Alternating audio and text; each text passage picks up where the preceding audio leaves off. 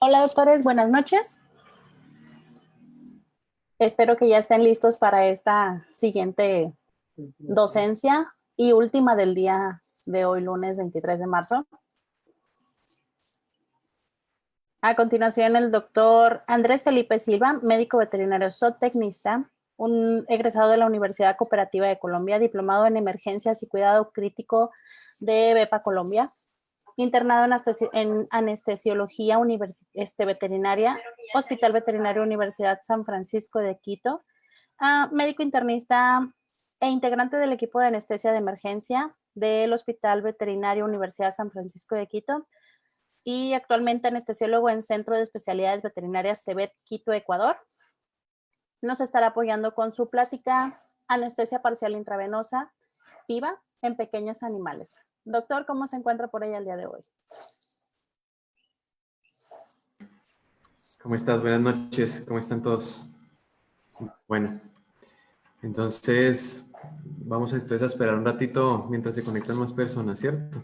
Sí, vamos a darle unos 2 o 3 minutitos en lo que Ujú. terminamos de que la gente se junte un poquito.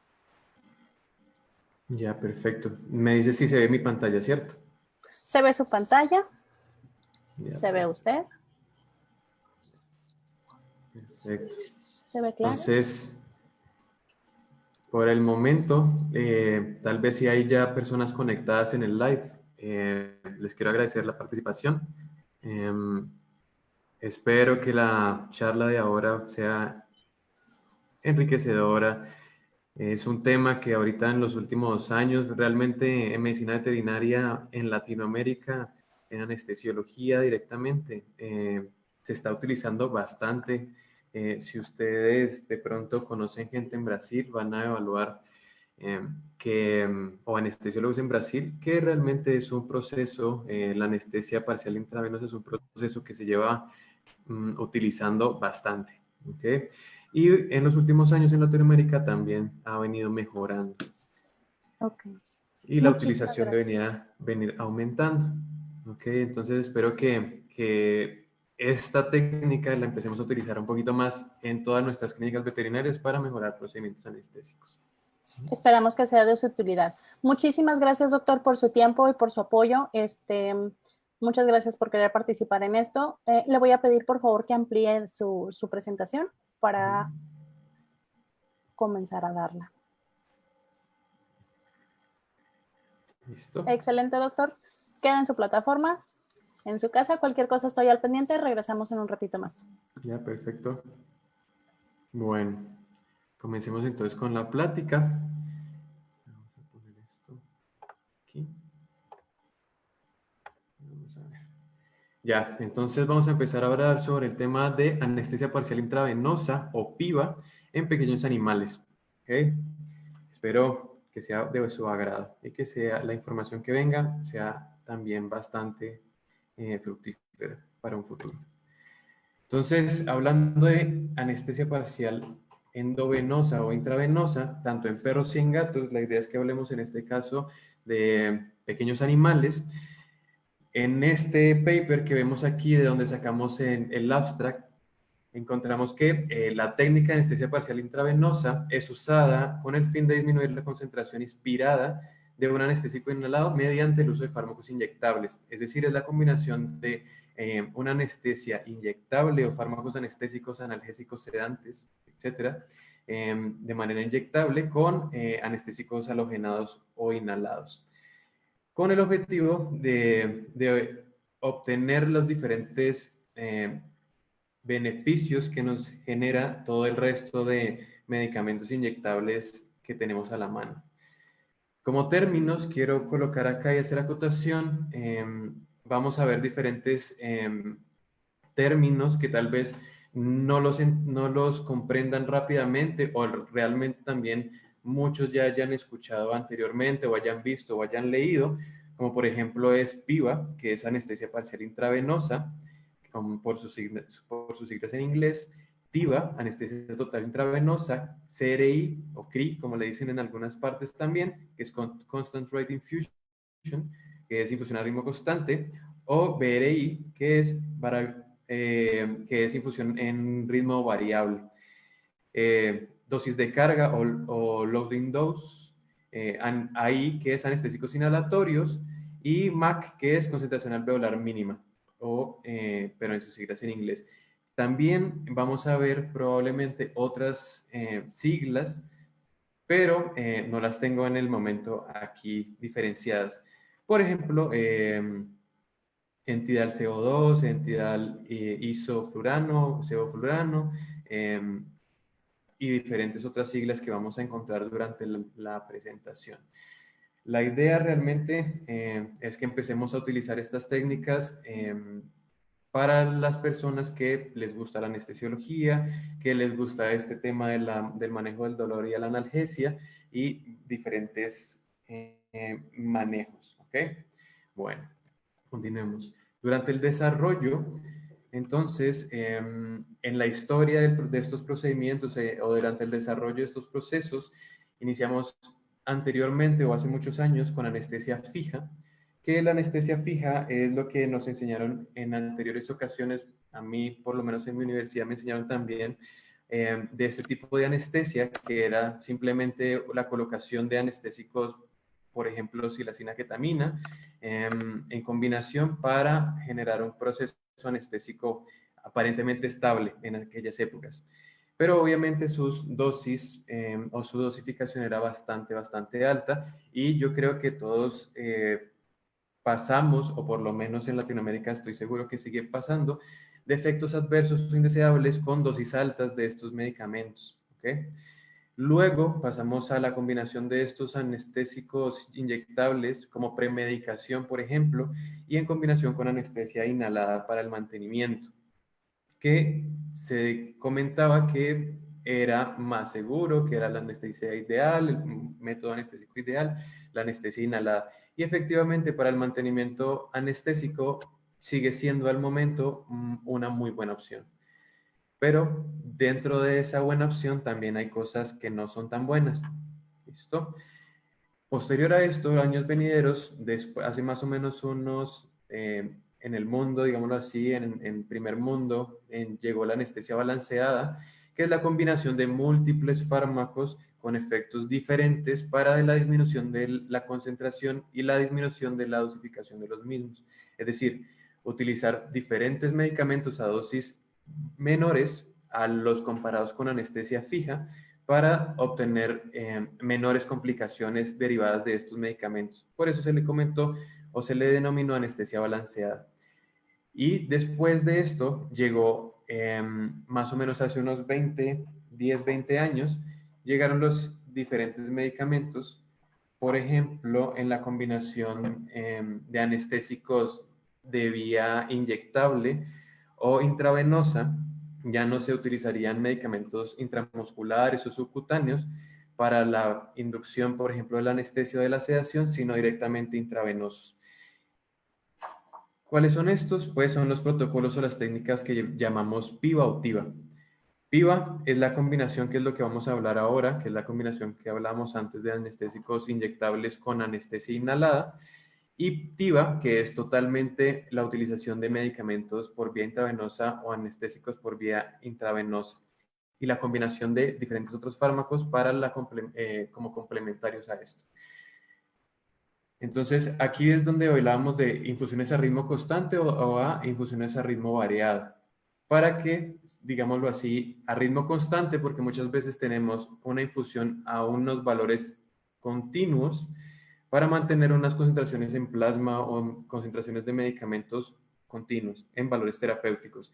Pero muchas veces los pacientes no nos responden exactamente a estos valores continuos, sino que necesitamos aumentar o disminuir estas infusiones con respecto a la respuesta del paciente. Entonces, aumentamos o disminuimos estas infusiones.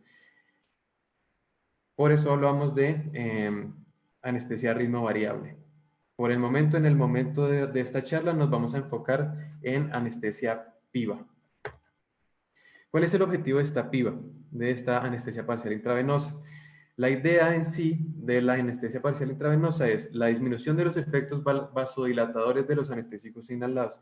Es decir, yo hablaba antes que anteriormente, para la redundancia, se hablaba que los anestésicos inhalados eran la anestesia ideal o el anestésico ideal, pero realmente no lo eran tanto porque los anestésicos halogenados e inhalados tienden a generar una vasodilatación importante.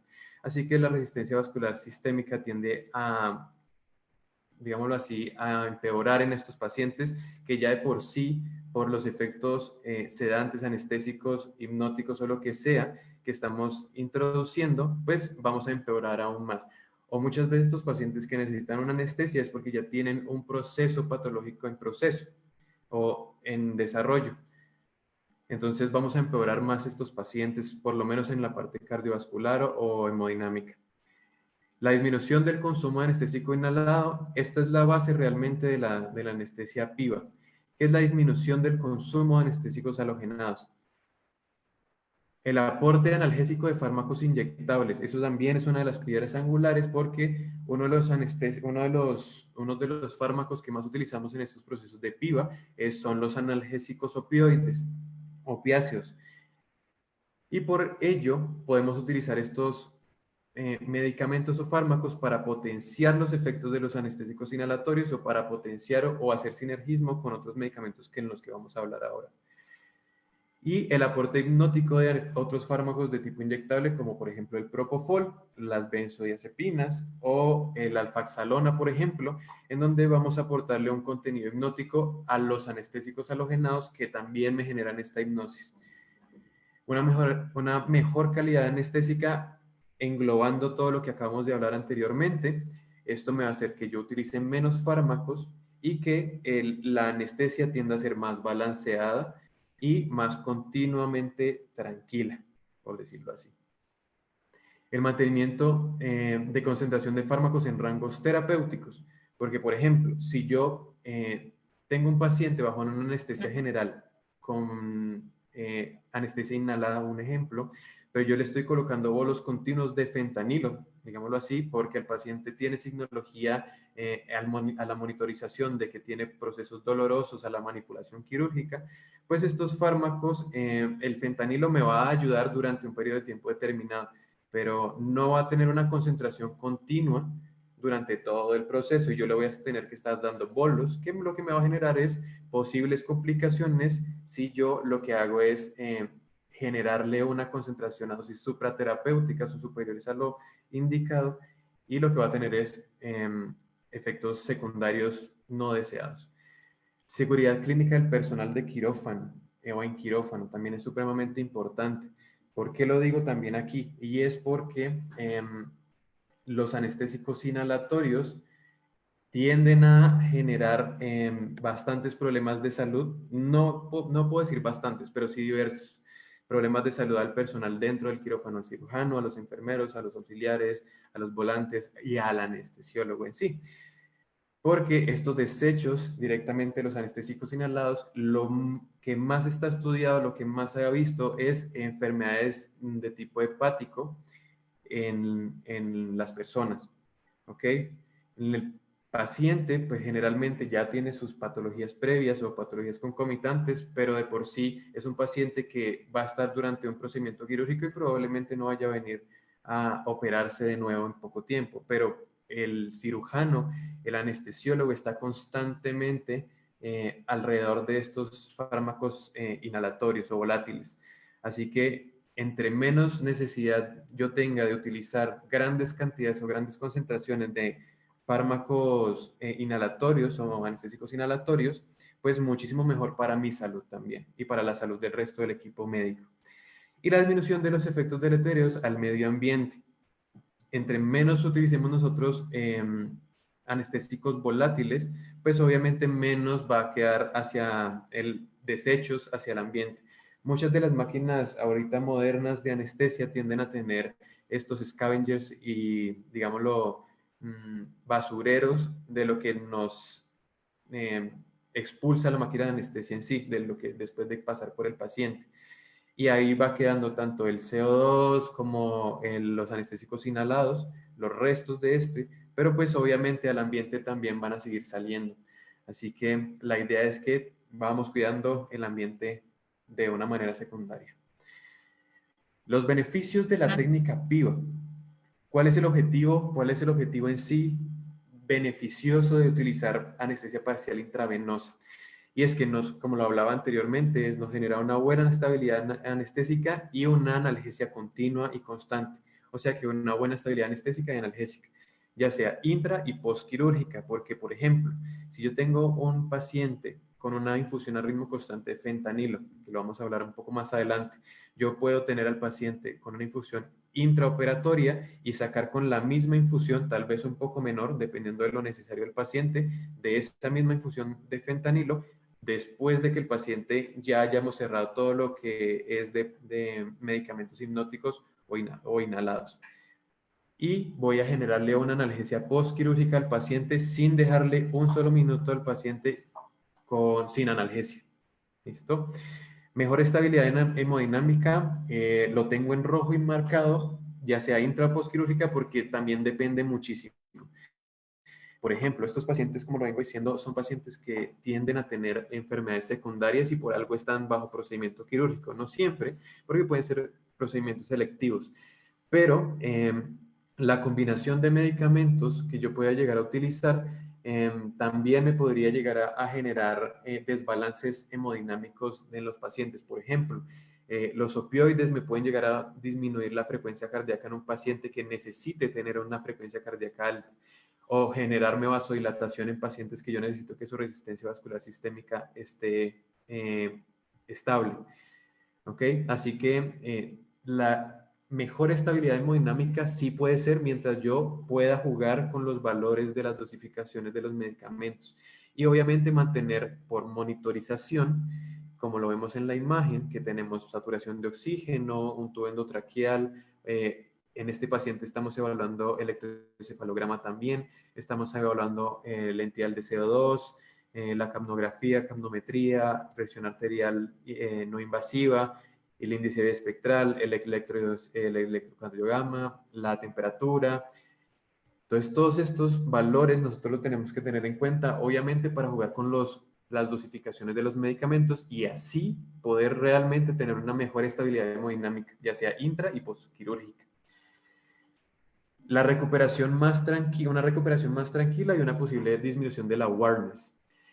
O, por ejemplo, estos pacientes muchas veces, dependiendo de los fármacos que utilicemos, van a tener una recuperación más prolongada, eso sí, pero con menos dolor muchas veces y obviamente un poco van a despertar cuando terminemos con la utilización de halogenados o de vapores anestésicos o, por ejemplo, de propofol en infusión continua también. Se van a despertar con estos analgésicos directamente en algunas ocasiones, o por lo menos el efecto de estos analgésicos o estos medicamentos se va a quedar durante un tiempo, dependiendo de los medicamentos que utilicemos. Por ejemplo, si yo tengo un paciente con una infusión continua de fentanilo, otra vez doy el ejemplo, yo termino el procedimiento quirúrgico y al momento ya de que quiero desconectar, de que el paciente ya terminamos absolutamente todo, puedo continuar con la infusión continua de fentanilo o la puedo quitar, pero yo sé que esos valores de fentanilo se me van a ir decayendo durante el tiempo. Pero durante ese tiempo el paciente va a tener analgesia mientras se va despertando, así que el despertar no va a ser doloroso, el paciente probablemente no se vaya a despertar con molestias, no se vaya a despertar chillando, no se vaya a despertar delirando, cosas así. Igual también depende de los fármacos que utilicemos, que tienen algún tipo de complicaciones, algunos que utilicemos muchas veces dosis dependiente. ¿Okay? Y el awareness, que es lo que queda al final, que lo tengo en mayúsculas, lo que significa son despertares intraoperatorios. Lo puedo relacionar con eso. Entonces, si yo tengo un paciente durante un procedimiento quirúrgico que está bajo anestesia inhalada, muchas veces dependo obviamente de valores altos de halogenados o de anestésicos inhalatorios para mantener un paciente en plano. En algunas ocasiones obviamente tiende a no ser suficiente. Y muchas veces, a veces también pasa que la máquina o el vaporizador no nos está vaporizando realmente lo que estamos pensando. Muchas veces deberíamos tener medidores de gases inspirados y expirados para poder saber realmente cuánto al paciente está expirando o respirando directamente y la máquina está produciendo, ¿ok? Para evitar que haya este tipo de procesos de despertares intraoperatorios, manteniendo los procesos de PIVA, vamos a disminuir la probabilidad de que esto suceda.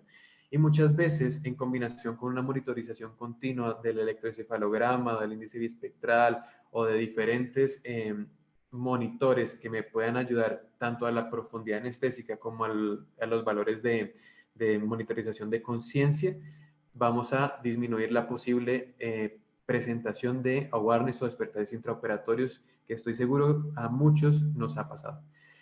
La titulación continua de fármacos a necesidad.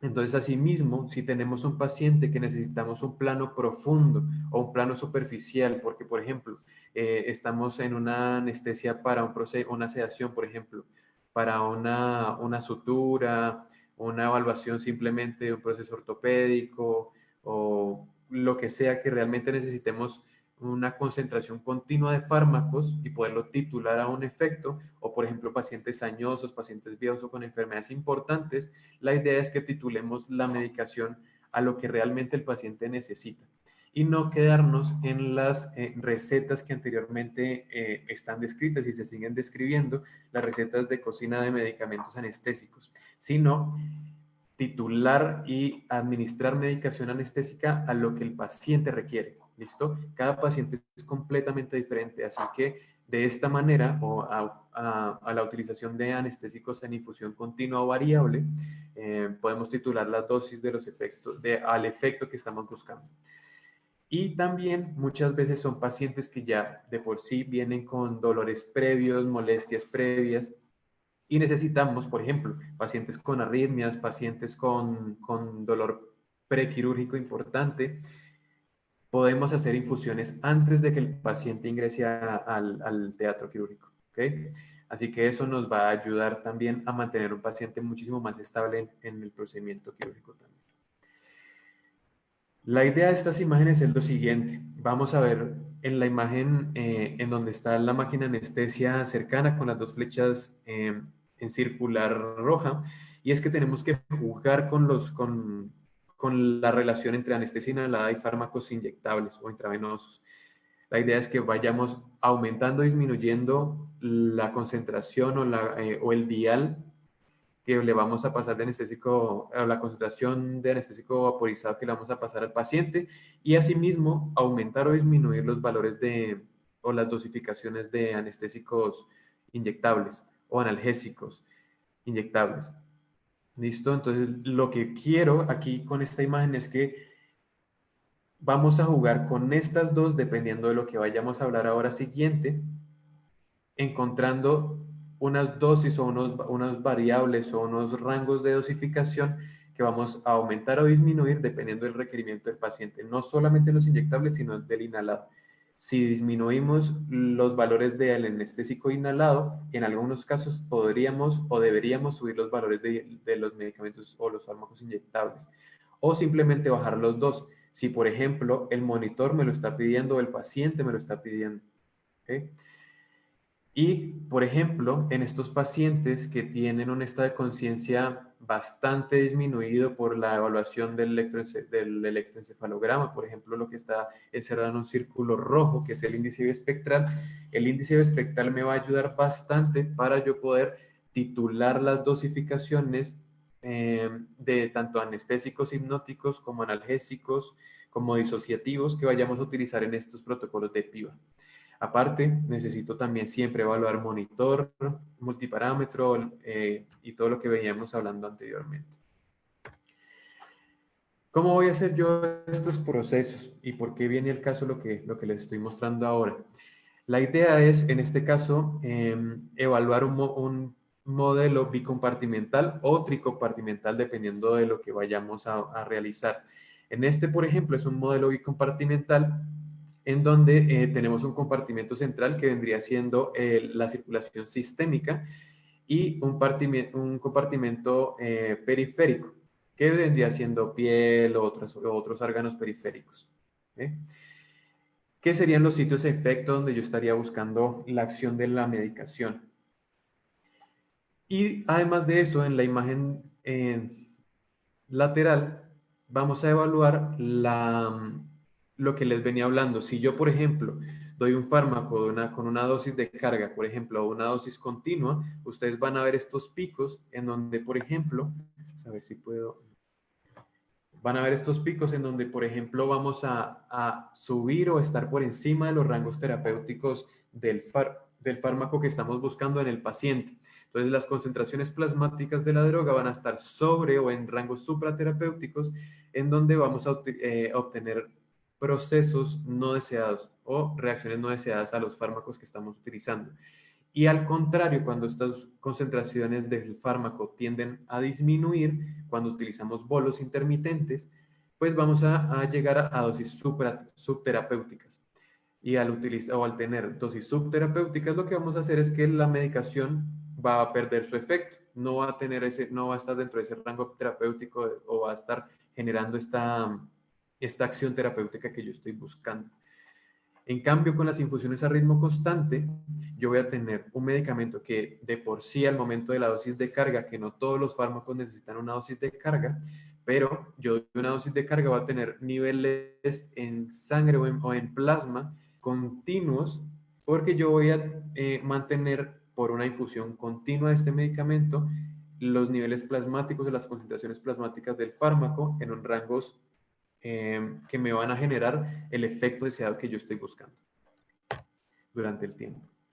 Entonces, ya teniendo en cuenta cuál es la utilidad de la PIVA, de la anestesia parcial intravenosa, y qué es lo que estamos buscando y cómo lo vamos a realizar, pues vamos a empezar, ¿y para qué lo vamos a realizar? Vamos a empezar con los fármacos que generalmente utilizamos en anestesia parcial intravenosa.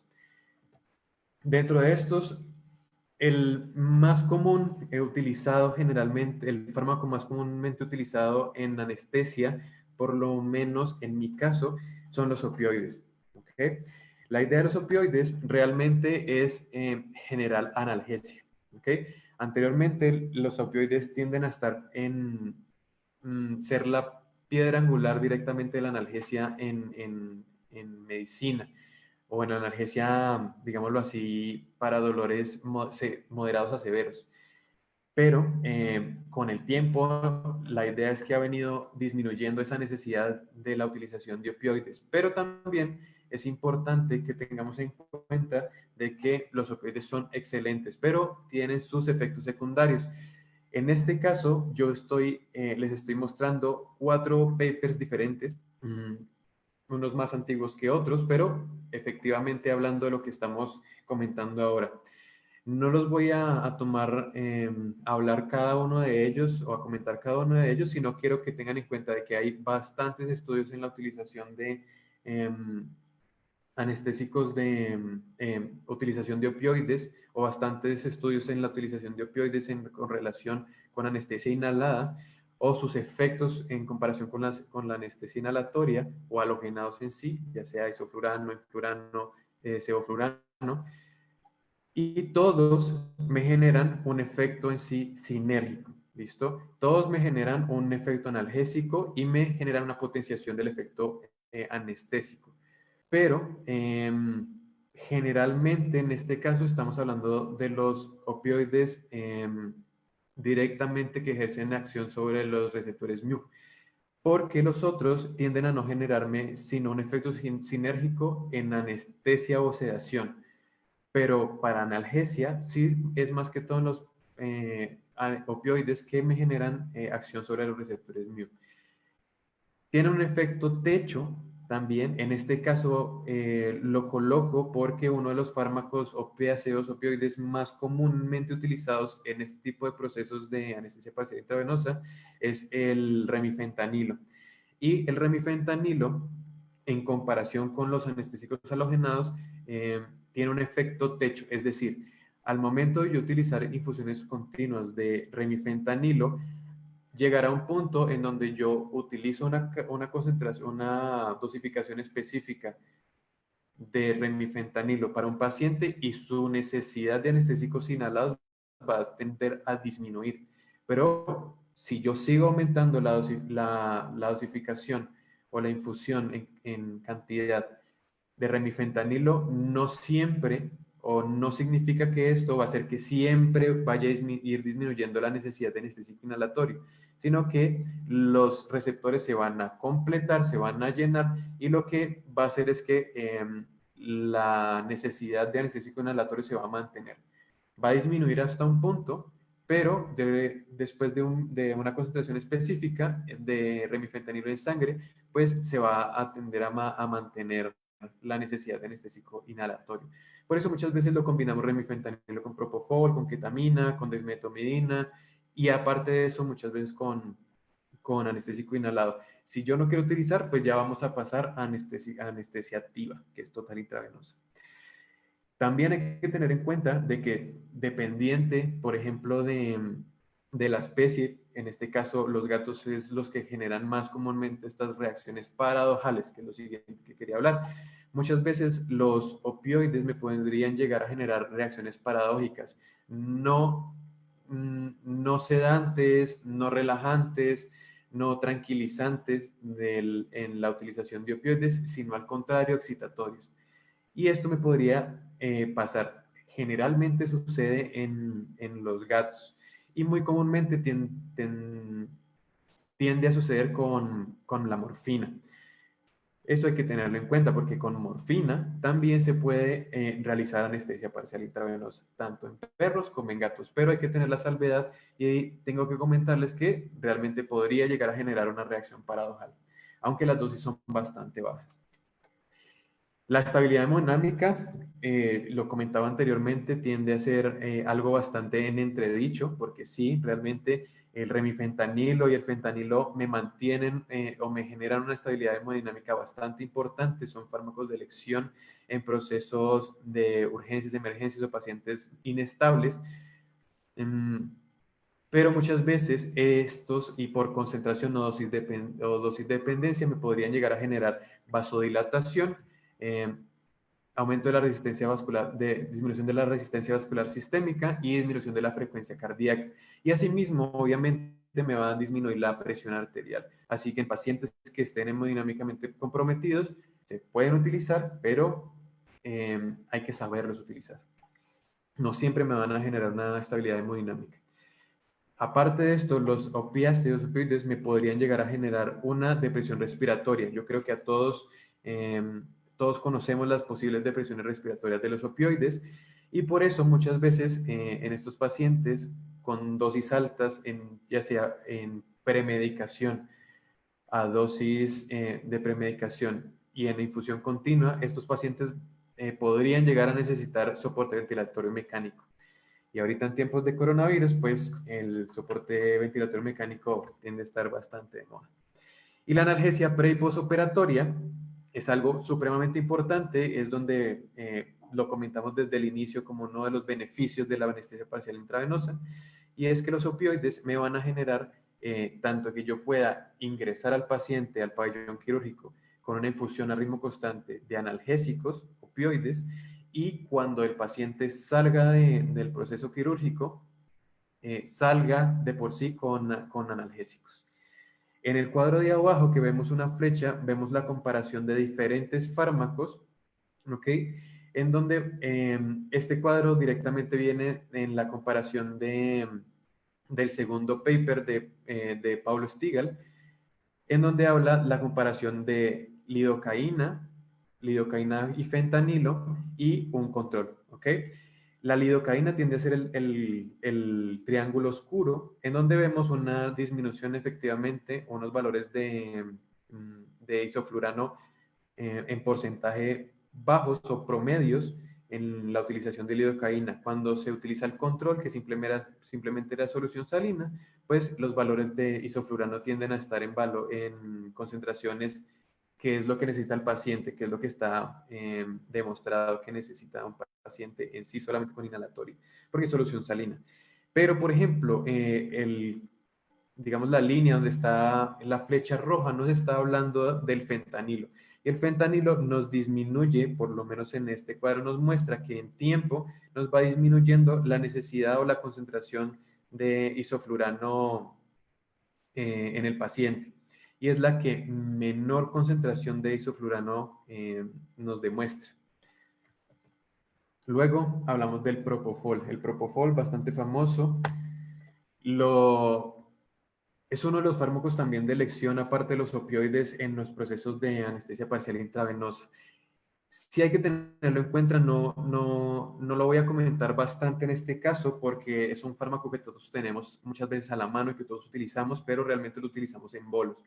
Cuando lo utilizamos en bolos, lo que vamos a generar es que estos pacientes van a generar bastantes complicaciones, ya sea complicaciones al momento del mantenimiento de la presión arterial y aparte de presión respiratoria bastante marcada, que son las famosas apneas por el propofol. Y si nosotros estamos dando bolos continuos a dosis altas, que es lo que comúnmente pasa, pues estos pacientes que no tienen un soporte ventilatorio tienden a sufrir bastante. En estas gráficas encontramos de que la infusión, la comparación entre el propofol en infusión y el propofol combinado con isoflurano no me va a generar problemáticas importantes a nivel cardiovascular. Por eso vemos en las 4 gráficas monitorización cardiovascular o hemodinámica constante. Por ejemplo, la frecuencia cardíaca, el lactato en plasma, la presión arterial media y la presión arterial de CO2, que si ustedes ven realmente tienden a ser bastante iguales entre las 3 posibilidades, ya sea infusión de propofol o combinación de, de isoflurano con propofol. Y aparte, pero sí tenemos que tener en cuenta, es que en este caso, vamos a ver en el otro recuadro, que nos dice en el eje de las Y es el tiempo y en el eje de las X la extubación. Otra de las variables es el levantar de la cabeza y la otra que nos queda es el que se pueda mantener en pie. Dentro de esto, vemos que los pacientes que están con isoflurano tienden a tener un tiempo de extubación bastante menor. Por eso, digamos, la torre se ve bastante más pequeña. En cambio, con el propofol tiende a ser casi el doble de tiempo. Igual pasa con el movimiento de la cabeza o el poder levantar la cabeza a los pacientes. La utilización de propofol tiende a ser prolongar los tiempos de recuperación en sí. ¿Okay? Igual pasa con la posibilidad del paciente en ponerse de pie. Pero este es un estudio que tenemos que tener en cuenta de que los valores o las dosificaciones de propofol utilizados en estos pacientes y la premedicación fueron a dosis bastante altas. Es decir, la premedicación en todos los pacientes, ya sea con propofol en infusión o con propofol o isoflurano, isoflurano, fue con dexmedetomidina 10 microgramos kilo como premedicación, que es una dosis bastante alta. Y en comparación, el propofol se utilizó en este caso a dosis de 0,2 miligramos kilo minuto, que también es una dosis no importante en manera de un aumento o que sea una dosis supremamente alta, pero sí es una dosis considerable. Así que obviamente, por dosis y por premedicación y los efectos que conocemos de la dexmedetomidina, los que lo hemos podido utilizar, sabemos que dexmedetomidina 10 microgramos kilo es bastante prolongado su efecto y pues el paciente se me va a deprimir bastante también. Así que si yo lo comparo y lo relaciono con el propofol, pues realmente sí voy a tener un paciente que va a tener unas recuperaciones bastante prolongadas. Otra cosa que tener en cuenta, por ejemplo, en este otro estudio, es la comparación entre pacientes medicados con propofol y la relación en relación con sulfato de magnesio en infusión continua y en su relación con el ceoflurano. En este caso, si ustedes ven en los resultados, la utilización de propofol a diferentes dosis me podría llegar a generar una disminución hasta del 50%, ¿listo? De la necesidad de ceoflurano. Y la otra cosa es que si yo lo comparo con la utilización solamente de propofol en lo que estamos hablando, pues va a ser un poco menor. Pero si yo la junto con el magnesio, pues van a ser unas necesidades bastante menores. Pero solamente el magnesio tiende a no disminuirme de una manera importante o clínicamente relevante la necesidad de sevoflurano en el paciente. O sea, en la concentración alveolar mínima yo no la voy a poder disminuir de manera importante solamente con el magnesio, pero efectivamente con el propofol sí la podría disminuir un montón, prácticamente un 50%. Si ustedes ven en la tabla, vamos a ver 3 tratamientos en donde vamos a tener el tratamiento 2, que fue con propofol, con una dosis de carga de 4 miligramos kilo y una dosis a infusión continua de 9 miligramos por kilogramo por hora. Y esto me generó una disminución de la concentración alveolar mínima en porcentaje del 48%.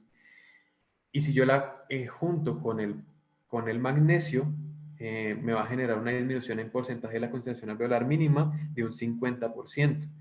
Es decir, si yo utilizo solo el propofol, voy a tener una disminución bastante alta, y si yo la comparo y la subo con el magnesio, pues esa no me va a aumentar tanto esa disminución, o no me va a disminuir tanto el requerimiento, pero me va a ayudar un poco a eso. Pero si yo solamente utilizo magnesio, el porcentaje de disminución del requerimiento de anestésico inhalatorio va a ser casi nulo, más o menos del 3.4%. Luego, vamos a hablar de la dexmedetomidina, un alfa-2 agonista que viene en auge en los últimos años.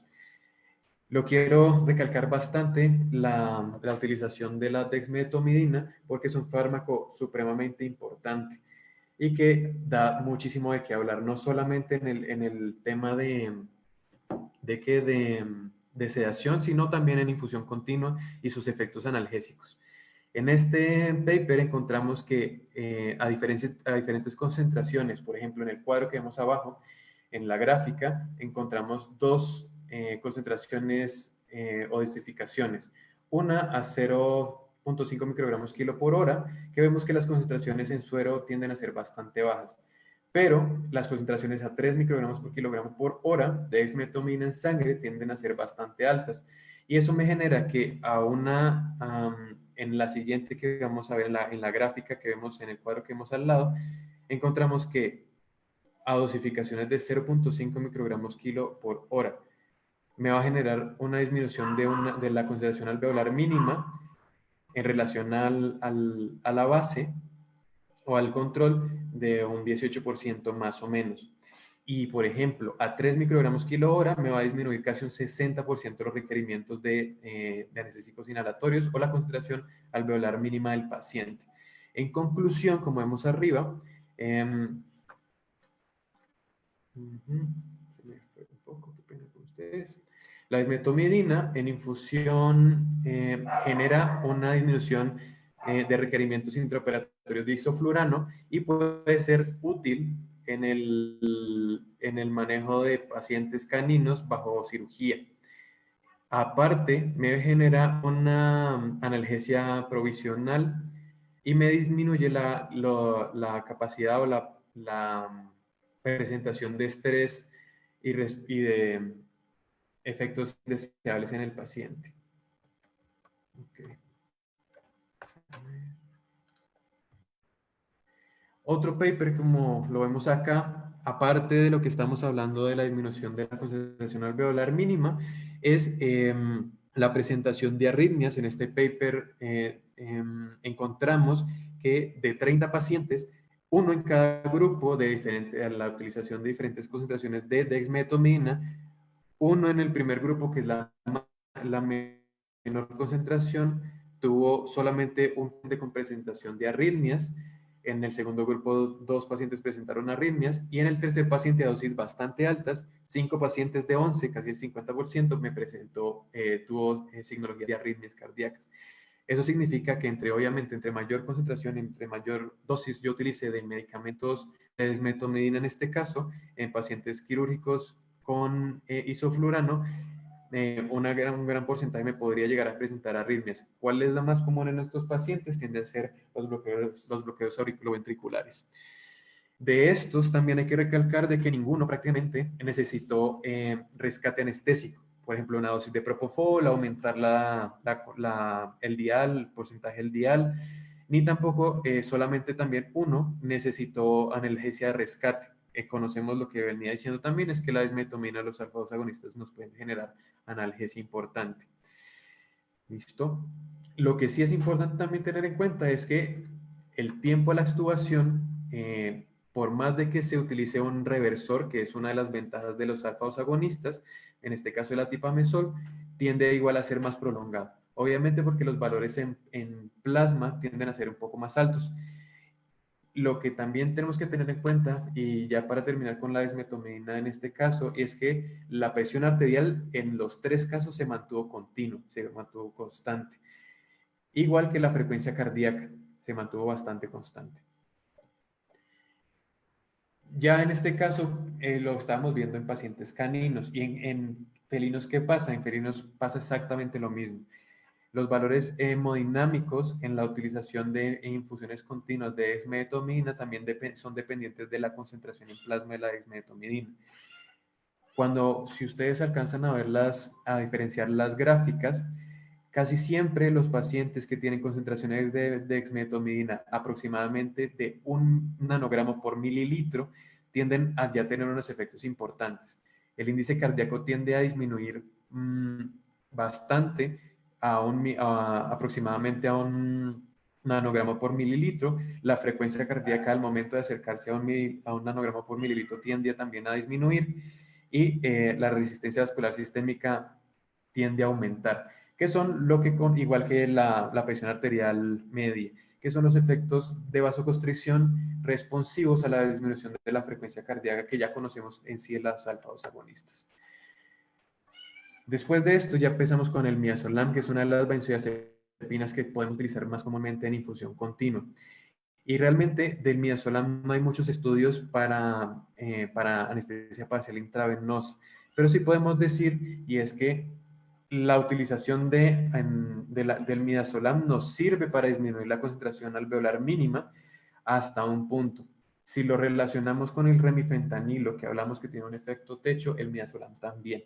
El midazolam a unas dosis más o menos de 10 microgramos por kilo por minuto tiende a ser más arriba de esto, hasta 20 microgramos por kilogramo por minuto de midazolam, tiende a no disminuir aún más la MAC de los pacientes. Es decir, su efecto techo sería entre 10 y 20, entre 10 y 20 microgramos por kilogramo por minuto para disminución de la cama.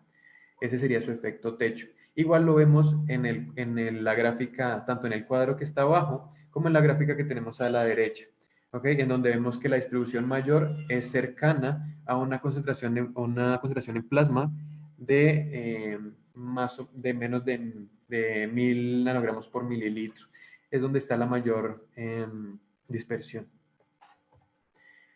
Luego de esto, la ketamina también nos sirve en la utilización de pacientes o protocolos o técnicas de anestesia parcial intravenosa.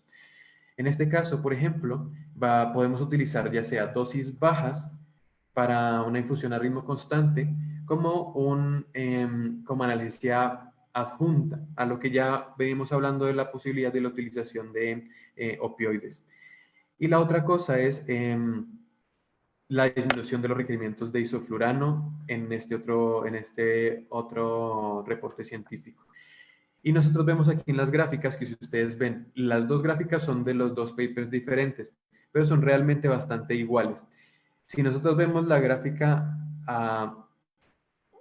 de la derecha en la parte de abajo, vemos una concentración plasmática de ketamina en microgramos por mililitro.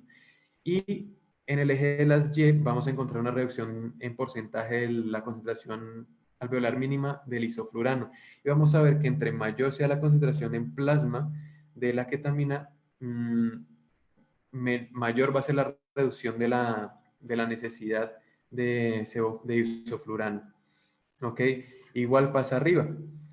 Pero este ya no nos da en porcentaje de reducción de isoflurano, sino nos da en MAC, en la concentración alveolar mínima.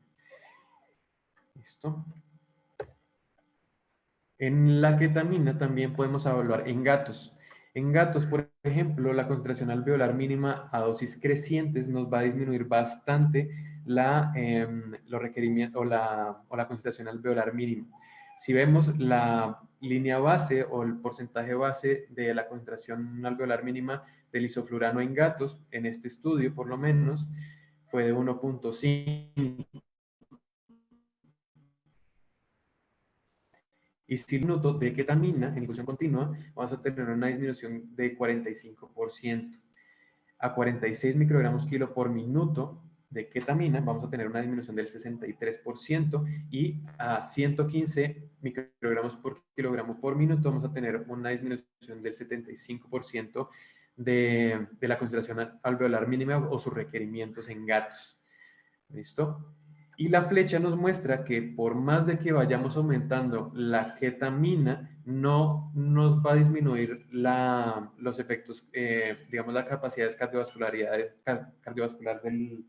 de los gatos, de los pacientes felinos, sino todo lo contrario, nos va a mantener estos valores de macrohemodinamia. Ahora hablamos de la lidocaína.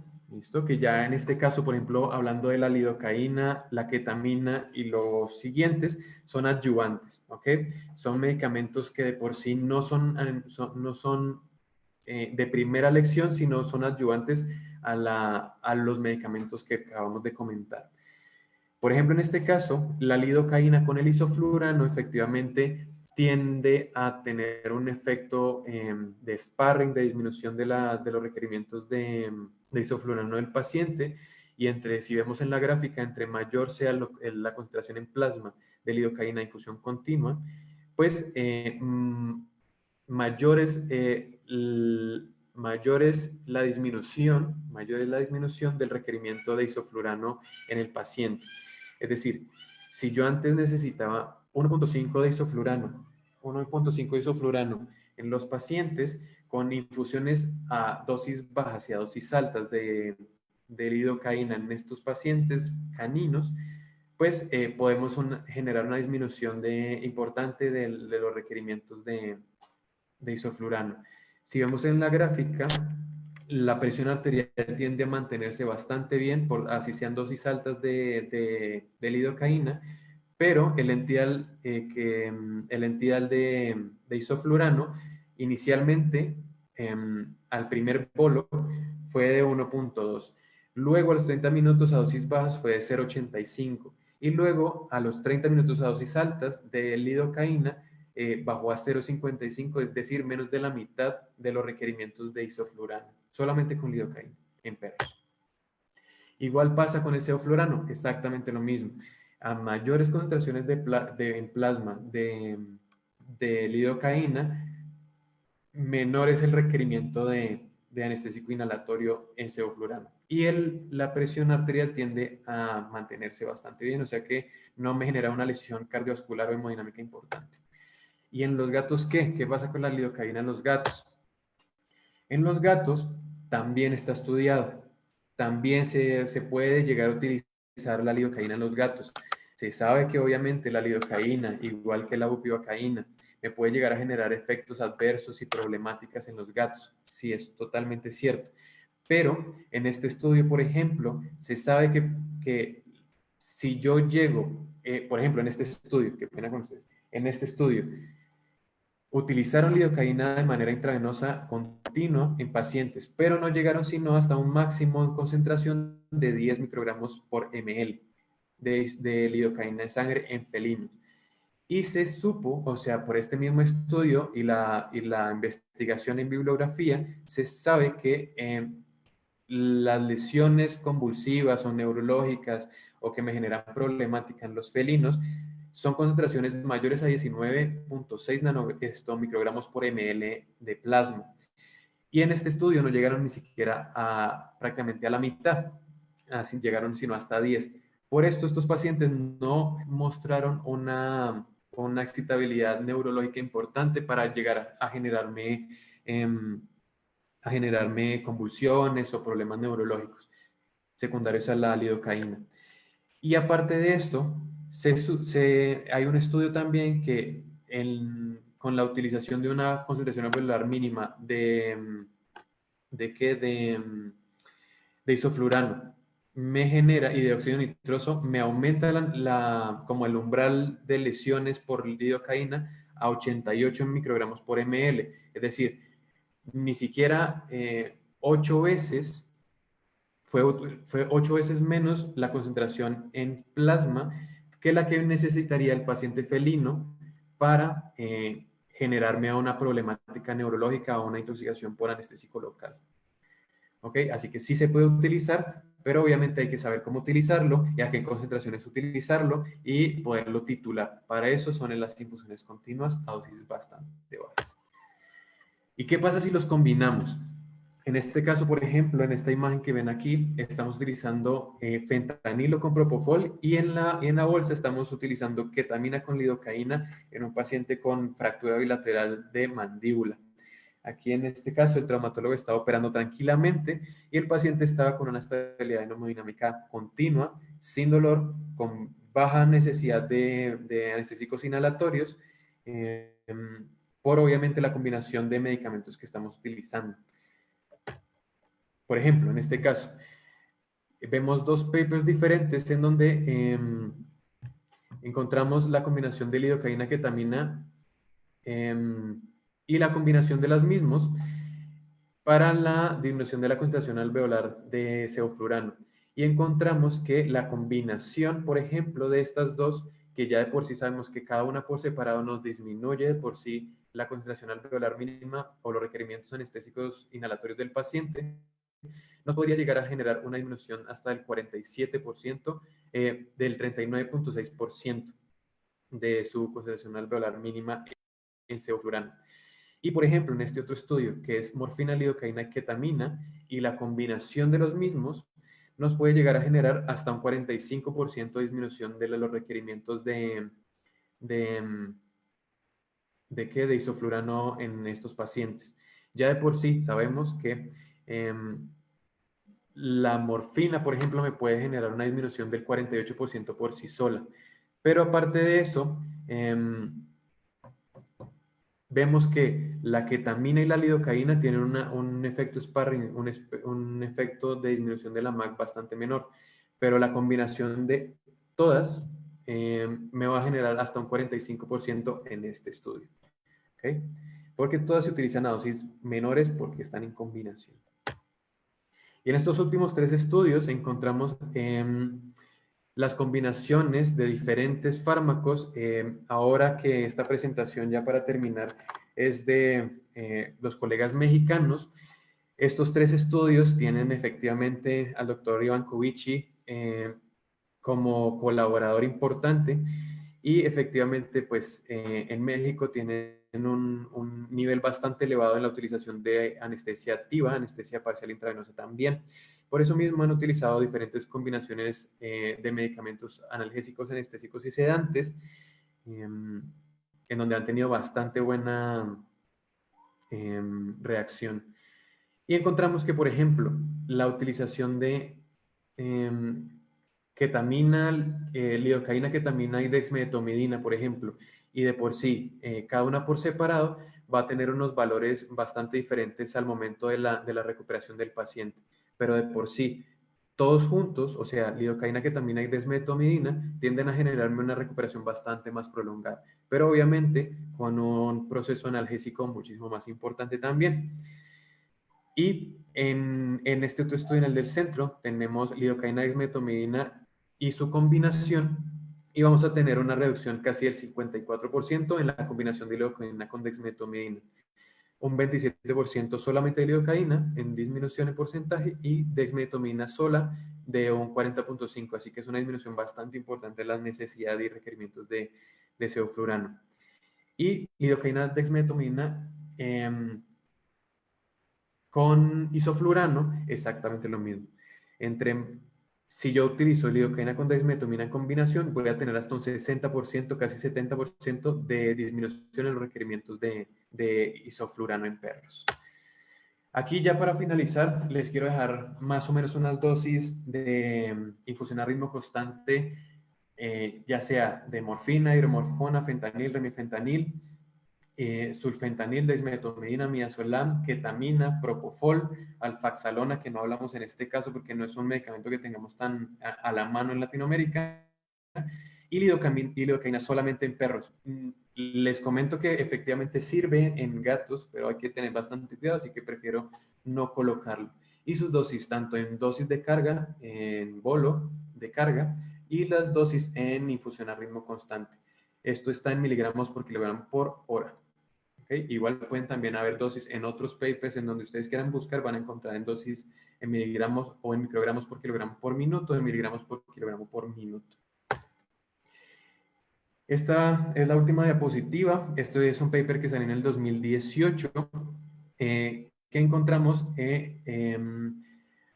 un estudio directamente retrospectivo y de revisión de literatura de todo lo que venimos hablando, de todo lo que estamos hablando anteriormente, con las tablas de cada uno de los medicamentos y con los estudios realizados en cada uno de los fármacos. Es decir, vamos a ver de alfa-2 agonistas de silacina, desmetomidina, metomidina en infusión continua para perros. Eso sí, es para perros. Es de 2 partes, muy buen paper para que ustedes, los que quieran de pronto aprender un poco más sobre PIVA y sobre cómo se puede disminuir un poquito la concentración alveolar mínima en perros, lo puedan encontrar y lo pueden leer bastante sencillo de leer y les va a dar les va a abrir una ventana bastante importante en este tema de la PIVA. Y ya, muchísimas gracias. Cualquier pregunta, espero no haber sido de pronto muy aburrido en el tema de anestesia facial intravenosa y que les sirva un poco para sus anestesias aquí en el futuro, que sean unas anestesias muchísimo más llevaderas, que tengan unos procesos analgésicos y anestésicos más estables, que utilicen menos fármacos, que gasten menos dinero y que obviamente si tienen sevoflurano no gasten tanto sevoflurano, no gasten tanto oxígeno, si tienen isoflurano pues gasten menos y ahorren, ¿listo? Y se enfermen menos, ahorita en épocas de coronavirus. Hola, Doc. Vamos a dar oportunidad para que comiencen a realizar sus preguntas. Muchas gracias por su plática, bastante interesante. Claro, sí. Con gusto, con Deje todo ver. gusto. Muchas gracias por la invitación a ustedes. Al contrario, déjeme ver nada más algunas preguntas.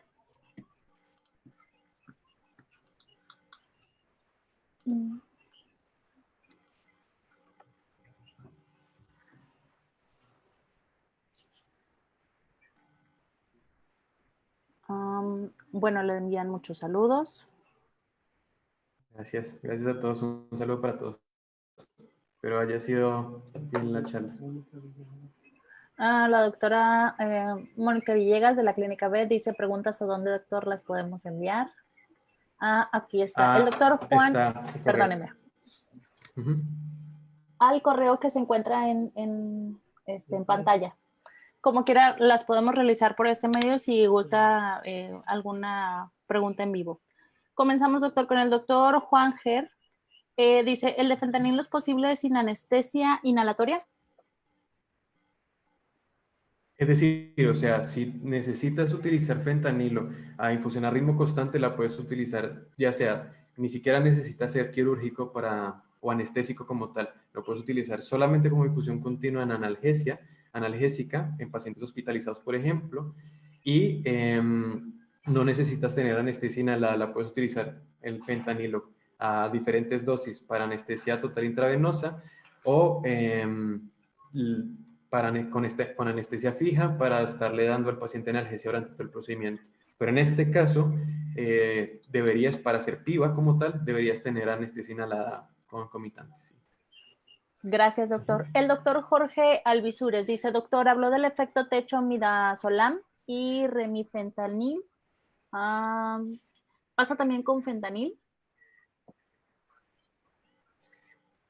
Con fentanil, no, pero sí se sabe que el fentanil no tiene un efecto techo como tal, pero sí tiene un efecto acumulativo. Es decir, después más o menos de unas 4 horas, los valores en concentración del fentanilo sí tienden a subir un montón. Así que como no tiene un efecto techo directamente, por lo menos que yo conozca, lo que va a hacer es que se va a acumular y los efectos adversos del fentanilo, como son hipotensión, disminución de la resistencia vascular sistémica y bradicardia, depresión respiratoria, van a empezar a presentarse. Pero no hay un efecto techo directamente con el fentanilo. Con el midazolam sí, con el remifentanilo sí. Gracias, doctor. La doctora Pamela Alejandra Villa Fernández dice, en el ejemplo que dio de la cirugía ortopédica, ¿se usó un bloqueo locorregional?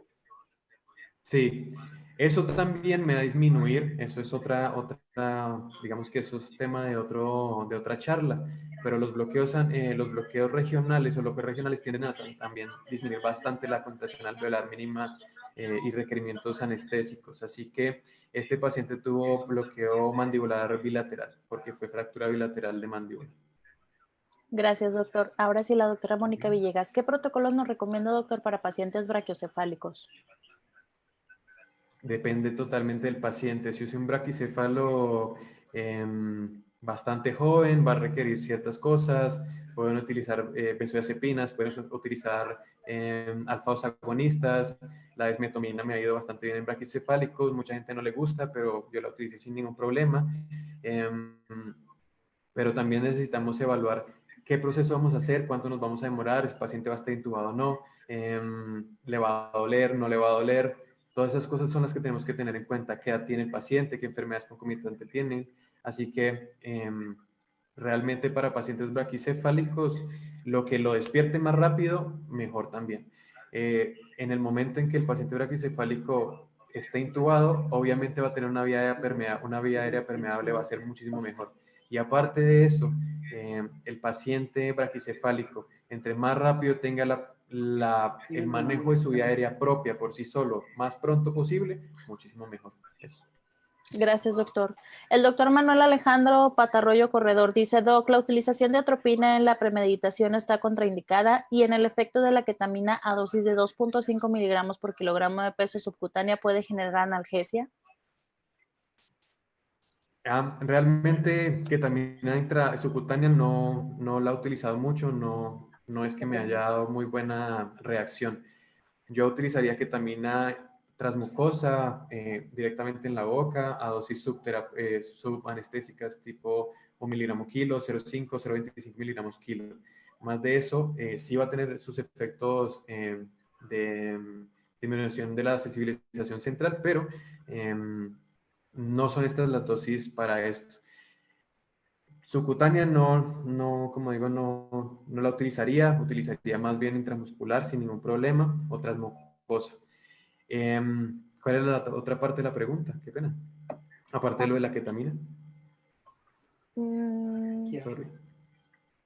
No, eran dos preguntas y sí las contestó, doctor. La doctora Carla Mireya Cruz Yucra dice, doctor, ¿entonces sería mejor la anestesia en TIVA y PIVA que la inhalatoria? Ya, antes de contestar esa, ya recordé, la atropina no es que esté contraindicada, no se utiliza sino es cuando es necesario.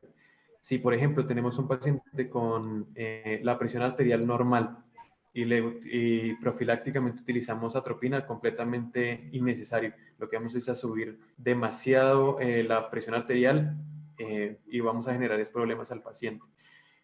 Pero de resto, la atropina se utiliza de manera emergente si es que es necesario, si es que hay una disminución en la bradicardia importante que necesitamos aumentar frecuencia, no más. De resto, por ejemplo, en pacientes con medicación de alfa agonistas tipo silacina o dexmetomidina, si es necesario se podría llegar a utilizar, pero hay otras maneras de mejorar un poco el inotropismo y el cronotropismo, así que no lo utilizaría solamente en casos necesarios.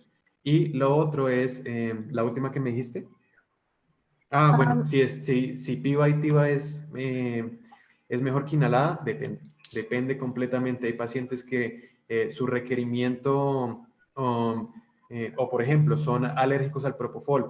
Son pocos, pero pasa también la reacción anafiláctica al propofol. Esos pacientes requerirán totalmente de anestesia inhalada.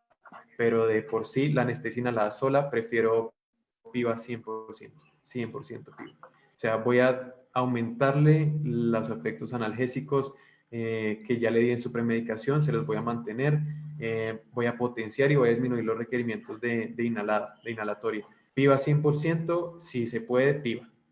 Pero inhalada sola, creo que ya 2020 ya tenemos que avanzar. Gracias, doctor. La doctora Tatiana Torres. Doc, muchas gracias por la charla. Quisiera saber cómo manejar el dolor en los pacientes con parvo. Bueno, eso creería que es un tema Un de otra poquito. charla completamente, sí, Ajá, porque es bastante extenso. sí. Hay diferentes medicamentos que nos pueden ayudar, ya sea en bolos y en infusión continua. Silacina, visto a dosis en infusión continua, desmetomina muchísimo mejor. Obviamente estos pacientes son bastante jóvenes y dependen muchas veces de la frecuencia cardíaca para mantener su presión arterial, así que hay que jugar también. Infusiones de fentanilo también, pero me pueden generar hipomotilidad, así que hay que ver qué podemos utilizar, pero creería que es un tema bastante extenso que podríamos hablar en otro lado. Ok, doctor. Última pregunta. El doctor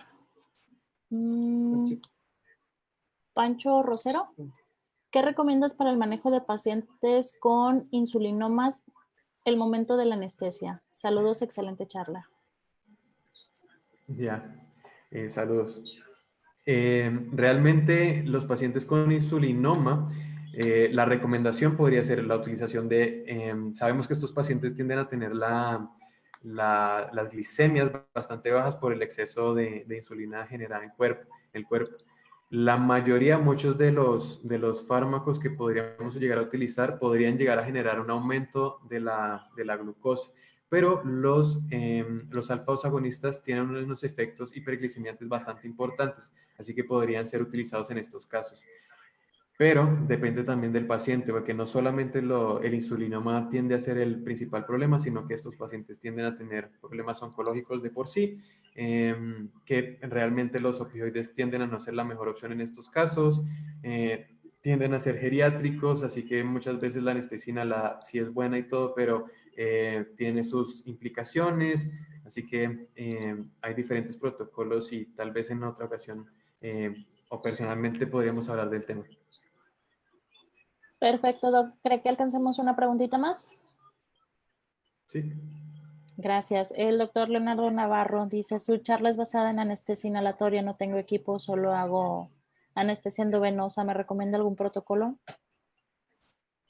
Bueno, si solamente puedes utilizar anestesia inyectable, tendría que saber si tienes bombas perfusoras o bombas de infusión para asimismo recomendarte protocolos. Pero yo realmente ya no utilizo protocolos de anestesia fija, por ejemplo, como se hacía antes, silacina, ketamina, dosis altas y propofol y bolos de propofol, no utilizo ya, así que realmente tengo bastantes no molestias, pero sí reservas sobre el tema, así que no tengo protocolos que puedas utilizar en este caso, pero sí podría comentarte que hay protocolos, por ejemplo, en las anestesias que estás haciendo, y a eso le sumas en un goteo continuo de lidocaína con ketamina, pues ese paciente va a tener una suplementación analgésica continua durante todo el procedimiento. Pero si tienes bombas de infusión, tendría que saberlo para poderte recomendar. Igual, hace el último año, el año pasado salieron las guías de anestesia tanto de perros como de gatos de la Asociación Americana de Hospitales Veterinarios, Hospitales Animales, y también salieron las guías de anestesia de medicina felina. Así que ahí hay protocolos para lo que ustedes gusten. Gracias, doctor. Nos llegó una última pregunta bastante interesante, si me permite, nada más sería ya la última. Es el doctor Luis Armando Magdaleno. Dice, buenas noches, doctor. Mencionó una diapositiva el uso del monitor BIS para la dosificación de fármacos anestésicos. ¿Qué rango de valores se utiliza con respecto al monitor electroencefalográfico para lograr un nivel de anestesia quirúrgica? Bueno, súper buena la pregunta, sí, porque efectivamente el miércoles hay una charla sobre índice espectral relacionada con anestesia total intravenosa, en donde podemos más o menos titular los medicamentos dependientes de los valores que están en el índice espectral. Y en el índice espectral, para responder a la pregunta en sí, igual les espero en la charla del miércoles, hasta más o menos hasta misma hora. Los valores son de 0 a 100, ¿ok? Eso es lo que nos da la máquina, pero los valores intraquirúrgicos, digamos que tienden a estar entre un 50 y un 70 de índice biespectral. Igual eso también depende de los fármacos que utilicemos, que eso lo podríamos estar hablando en la próxima charla. Muchísimas gracias, doctor. Entonces sería todo por esta noche. Volvemos a agradecer infinitamente su apoyo para este proyecto y el miércoles estaremos por aquí. Pase buena Ya, noche, muchas doctor. gracias. Muchas gracias a ustedes por la invitación y realmente qué pena con mi gatito que estuvo molestando durante una parte de la charla, pero lo siento. No, no se preocupe, no, la verdad es que muchos ni cuenta nos dimos. No se Ya. mortifique. Pase bonita noche, doctor. Hasta luego. Igualmente, muchísimas gracias. Hasta luego. Doctores, les recordamos que el día de mañana estaremos con el segundo día de capacitación en cuarentena. Comenzamos a las 10 de la mañana. Cualquier cosa, por favor, pueden dejar un mensaje por inbox y con gusto les estaremos atendiendo. Pasen bonita noche. Hasta luego.